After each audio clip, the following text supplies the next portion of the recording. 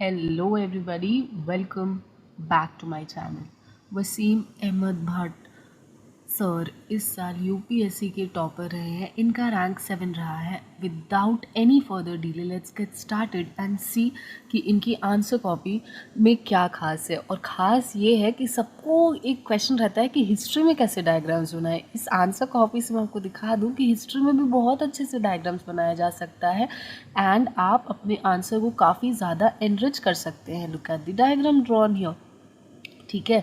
In fact मैं चलिए एक आंसर तो मैं पक्का से डिस्कस करूँगी ना यहाँ पे. ये देखिए, ये पीपल सील जो है बहुत एक फ्री हैंड डायग्राम बनाया गया है, लेकिन आपको मैं जस्ट इनसाइट दे रही हूँ. एक आंसर पकड़ के अपने डिस्कस कर लेंगे. एज यू कैन सी कि आंसर्स में हिस्ट्री जोग्राफी में तो आप मैप बना सकते, काफ़ी कुछ कर सकते हैं, बट हिस्ट्री में भी आप मैप बना सकते हैं. देखिए ये कैसे यहाँ पे भीलगुंड. और मैंने जब आपको बताया था कि मैप कैसे ड्रॉ करते हैं तो उस टाइम पे भी मैंने आपके साथ डिस्कस किया था कि आप एक जस्ट फॉर्म ऐसा नहीं है कि अप टू द स्केल आपको बनाना है, आप कैसे भी बना सकते हैं. ठीक है, बस एक समझ आना चाहिए कि अच्छा ऐसे बनता है. ठीक है, चलिए अभी फर्स्ट क्वेश्चन को ही ना डिस्कस कर लेते हैं एक आंसर, सो दैट इनकी राइटिंग वे ऑफ राइटिंग का समझ में आ जाए. ठीक है, okay. So the first question says trace the evolution of Nagara style of temple architecture with suitable example. Nagara style of temple architecture is the predominant form of temples that developed since Gupta period. आपको बहुत अच्छे से पता होगा कि Gupta period को art and architecture का golden age कहा जाता है इंडिया का. एंड आप मेरे को कमेंट सेक्शन में बताइएगा नगारा, विसारा स्टाइल और एक और कौन सा स्टाइल होता है. ये आपकी तो बेसिक एनसीईआरटी बुक्स में मिल जाएगा, तो आई होप कि आपको पता ही होगा. चलिए अच्छा, अब देखिए यहाँ पे कि नगारा स्टाइल का दिया हुआ है और उसके बाद जो है यहाँ पर आप देख सकते हैं कि अंडरलाइन कर दिया गया है बहुत ज़्यादा ही अच्छे तरीके से जो भी पॉइंट है. देखिए गुप्ता पीरियड, नगारा स्टाइल एंड इंट्रोडक्शन ख़त्म. बस एक लाइन का लिखा गया है इंट्रोडक्शन डायरेक्टली बॉडी पे. एंड बॉडी का लिखने का तरीका देखा है आपने, इसको एक लाइन ड्रॉ करके, यहाँ पे एक और लाइन ड्रॉ करके और यहाँ पर एक एरो मार के. ठीक है, चलिए अभी फिगर को ऐसा नहीं है कि बीचों बीच देने का है, राइट हैंड साइड में दिया हुआ है. एंड देखिए ये पैरेलली नहीं ड्रॉ किए हैं जैसे 1, 2 और 3. मतलब कि अगर एक बार के लिए मैं अज्यूम करूं कि आपको नहीं भी पता है ना कि कैसे एवोल्यूशन हुआ, आप एग्जामिनर के तौर पर मैं बोल रही हूँ, एक हालांकि ऑफ कोर्स इन लोगों को पता होता है, लेकिन मैं आपको बोल रही हूँ कि किसी को अगर नहीं भी पता है तो भी जस्ट डायग्राम के थ्रू ही समझ आ जाएगा कि एवोल्यूशन एग्जैक्टली हुआ कैसे है. ठीक है, तो देखिए यहाँ पे स्टेज 1 या लेफ्ट हैंड साइड में देखिए स्टेज 1 लिखे हैं, फिर उसके बाद स्टेज 2 लिखे हैं एंड ये पेज यहीं पे ख़त्म हुआ, फिर जाके जो है स्टेज 3 लिखा गया है. तो डायग्राम बन गई है. एंड अगर आप पैरेलली नहीं भी लिखते हैं तो भी कोई दिक्कत नहीं है. चलिए अब डिस्कस करते हैं. तो फर्स्ट स्टेज क्या है, earliest stage represented a rectangular temple with shallow pillars. Example temple number 7 at Sanchi. तो इसको क्या करने का है, सिंपली देखिए ना पेंसिल यूज़ करना है ना कोई दूसरे रंग का पेन, उतना ब्यूटिफिकेशन करने का टाइम नहीं होता है एग्जाम में. रियल एग्जामिनेशन का बात कर रही हूँ. तो आप कभी भी आंसर राइटिंग प्रैक्टिस करें ना, कोई भी टेस्ट सीरीज़ हो, सबसे बेस्ट है हमेशा प्रीवियस ईयर क्वेश्चन उठा के टेस्ट लगाना.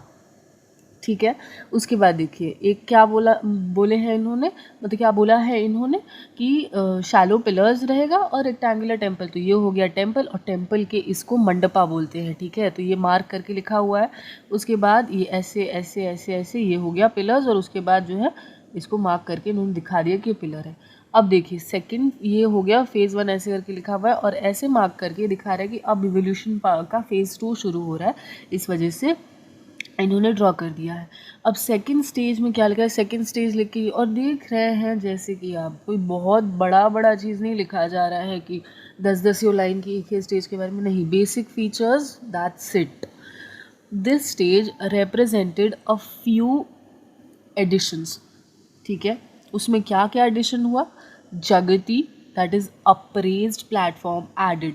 अच्छा, आप मेरे को साथ में ये भी बताइएगा, या फिर आपको नहीं पता है तो गूगल कर लीजिएगा।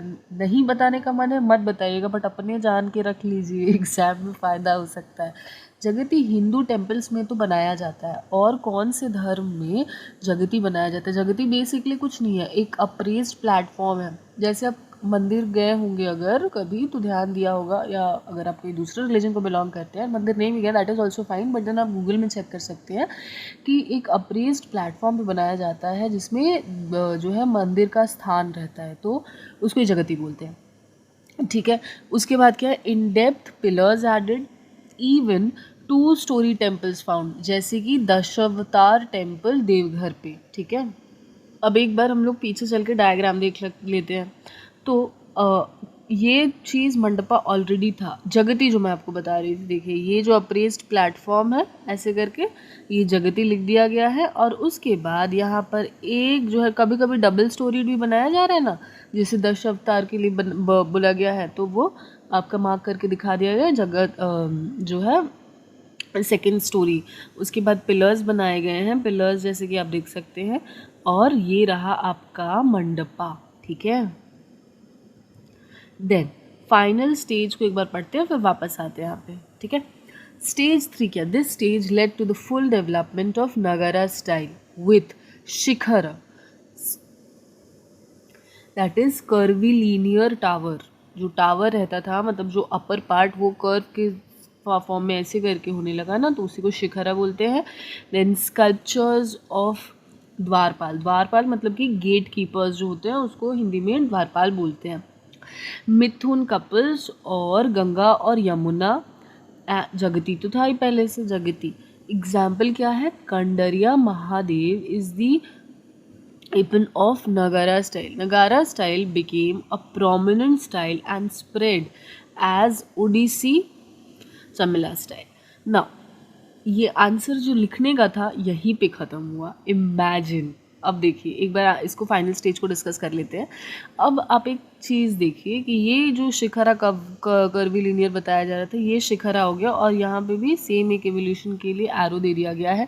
स्टेज 3 को यहाँ पे मार्क कर दिया गया है, एंड ये तो पहले से जगती था ही। अब जगती में अगर आप ध्यान से देखें तो इस जगती में क्या है, ये एक जस्ट रेक्टेंगुलर फॉर्म है, बट जगती में भी जो है ऐसे स्टेयर केस बनाया गया। ठीक है, ये देखिए ये पार्ट आप देख सकते हैं, ये पार्ट जो आप देख पा रहे हैं, मैं इसका बात कर रही हूँ। ठीक है, उसके बाद जो है आपका और शैलो हो गया था यहाँ पे, जैसे स्टेज 2 में ही जो है देखा गया था ना कि और जो है इन डेप्थ पिलर्स, सॉरी हाँ इन डेप्थ पिलर्स बनाया गया था।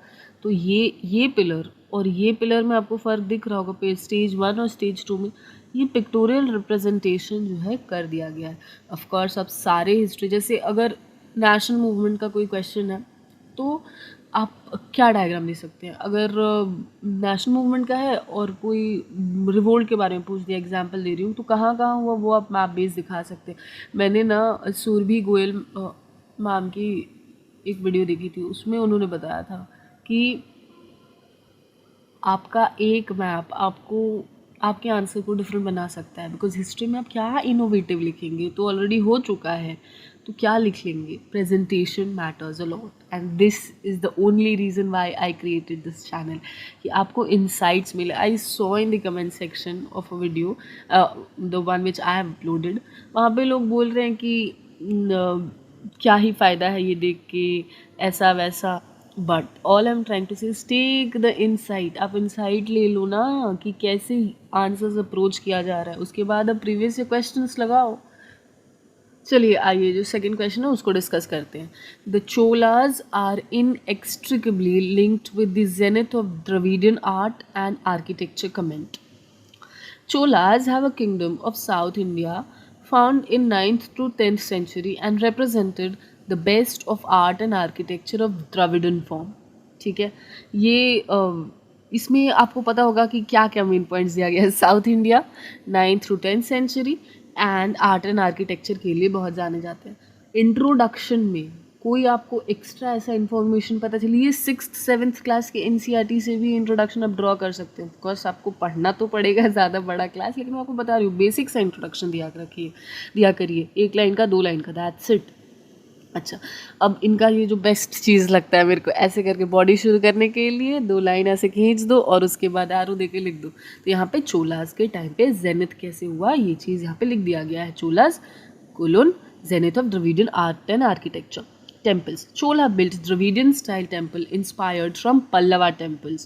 Example Brihadeshwar temple 1011 AD had 88 ton cupola, that is Chola temples of Madurai. Okay, now कभी कभी मैं जब देखती हूँ ना इंटरनेट पे, लोग बोलते हैं कि हिंदुइज्म में कोई इनोवेशन नहीं था and they were not advanced primitive थे। आओ कभी बता दो कि ये कैसे बना, ये 88 टन ऊपर कैसे पहुंचा विदाउट इनोवेशन और बिना किसी रिच नॉलेज के। And not only this, temples को के स्ट्रक्चर को अगर आप देखेंगे ना तो you will fall in love with the rich heritage that India holds. But ठीक है, मैं अपने देश प्रेम को किसी और वीडियो में और अच्छे से इलेबोरेट करूँगी। ऑलरेडी सेकंड क्वेश्चन डिस्कस करना है एंड वीडियो लंबा होते जा रहा है, तो चलिए ये देखिए यहाँ पे भी डायग्राम बनाया गया है। अच्छा, एक और चीज़ जो हम पिछले वीडियो में आई मीन पिछले क्वेश्चन में डिस्कस करना भूल गई, वो ये है कि देखिए आप जब डायग्राम बना रहे हैं तो इसको एक बॉक्स में ऐसे करके रख दीजिए, ठीक है। अभी देखिए ये क्या है, बृहदेश्वर टेम्पल नीचे लिख दिया गया है ऐसे करके, एंड एक फॉर्म ये दिखाने के लिए कि ये विमाना है और उसके बाद 80 टन को ऊपर से ऐसे करके जो है इनसर्कल कर दिया गया। That's it. इससे ज़्यादा बेसिक जो there are people who complain कि मेरी डायग्राम अच्छी नहीं है। आप मत बनाओ ना अच्छी डायग्राम, आप मत बनाओ। एकदम ये एग्जाम्पल है, इसमें कोई आपको आर्टिस्टिक फॉर्म दिख रहा है? सही सही सीधी लाइन 2-3 खींचिए और done and dusted, that's it, ठीक है। अभी सेकंड पार्ट पे आते हैं, स्कल्पचर। चोलाज स्कल्पचर को देखिए, सेकंड पॉइंट को भी एक रेक्टेंगल में भर दिया इन्होंने। Now Cholas represented the zenith of sculpture of Dravidian form, ठीक है। Example the Nataraja sculpture where Shiva is shown in abhaya mudra with one leg in भोजन गतरिस्ता I am so sorry to have pronounced it this manner. इसका actually ये एक single word है, भुजंग त्रिसता, मतलब कि जो जब लॉर्ड शिवा ने माया के वेल को और अपने डिवोटीज़ के जो इल्यूशन को अपने पैर से मारा था, तो उसको जो है रिप्रेजेंट करें। क्योंकि देखा है ना आपने कि नटराज स्टैचू में जो राइट लेग जो है उसको मतलब उसको एक मतलब ऐसे ऊपर में हवा में ऐसे स्ट्रक्चर किया गया, तो वो उस स्टांस के बारे में मेंशन कर रहे हैं, ठीक है। विच रिप्रेजेंट्स तिरोभाव, तिरोभावा एक्चुअली, और हिंदी में मतलब संस्कृत टर्म जो है दो तिरोभाव, मतलब कि अदृश्य हो जाना, मतलब devotee must not be scared, kicking the well of ignorance, Ganga flows out of his head. देखिए अब नटराज, अच्छा नटराज कौन से तरीके से बनाया गया है एक्चुअली बता ही देती हूँ। लॉस्ट वैक्स के तरीके से बनाया गया है, आई मीन मेथड से बनाया गया है, ठीक है। अब आते हैं अपने पेंटिंग पे। Chola paintings represented court scenes and stories of religions, example Mahabharata, Ramayana etcetera. Example है चोला म्यूरल्स।